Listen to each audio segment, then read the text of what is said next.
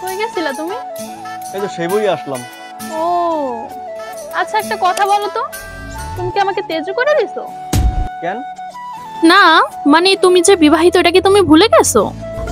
না মানে আমি বুঝলাম না, আমি কি কারো কাছে বলছি যে আমি অবিবাহিত? আর হঠাৎ করে এই প্রশ্ন কেন? এই প্রশ্ন কেন তুমি জানো না? তুমি দাড়ি কাটাতে গেছো কেন? আচ্ছা, আমার দাড়ির সাথে এটার সম্পর্ক কি? সম্পর্ক কি তুমি বুঝো না? দাড়ি মানুষ এইভাবে কাটায়। এইভাবে কাটায় মানে? এইভাবে কাটালে সমস্যা কি? এত স্টাইল করে কাটানোর কি দরকার? দাড়ি মানুষ স্টাইল করে কাটতে পারে না? স্টাইল করে কাটলে সমস্যা কি? আর সবচেয়ে বড় কথা, স্টাইল করে কাটলে সুন্দর দেখায়। এই যে এইবার আসছো তুমি লাইনে।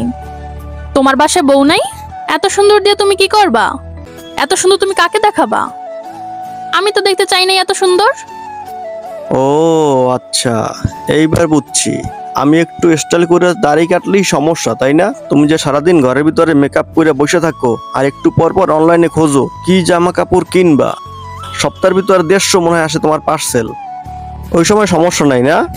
গত সপ্তাহে মনে হয় আমি মাত্র 3টা জামা কিনছি, আর এর জন্য তুমি আমাকে এত খোটা দিতে আসো? আর আমি এত ড্রেস কিনি, মেকআপ করি কার জন্য করি? তোমার জন্যই তো করি। হ্যাঁ, তুমি যা করো সব আমার জন্য, আর আমি যা করি সব অন্য ছেলেদের জন্য। আচ্ছা বাবা, আর ঝগড়াঝাটি করার দরকার নাই। আজকের পর থেকে আমি আর জীবনেও দাড়ি কাটবো না, আর তুমি আর জীবনে মেকআপ করবো। এখনই আমি তোমার সব মেকআপ ফালাই দেবো। আরে না, আমি তোমার সাথে মজা করছি। তুমি দেখি কথায় কথায় শুধু সিরিয়াস হয়ে যাও। আমি এতক্ষণ দুষ্টামি করতেছিলাম। তোমার মেকআপ ফালানোর কথা বলছি না, এখন কত দুষ্টাইম বাড়াইবে তোমার?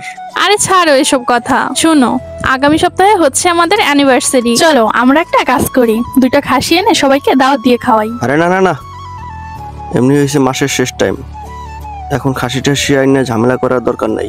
আমার বেলায় তোমার কাছে কোনো টাকা পয়সা থাকে না, দাওয়াত দিয়ে খাওয়াবো বলছি, এতে আবার ঝাই ঝামেলার কি আছে? যদি খাসি খেয়ে চলে যাইতো তাহলে তো কাজই হইতো।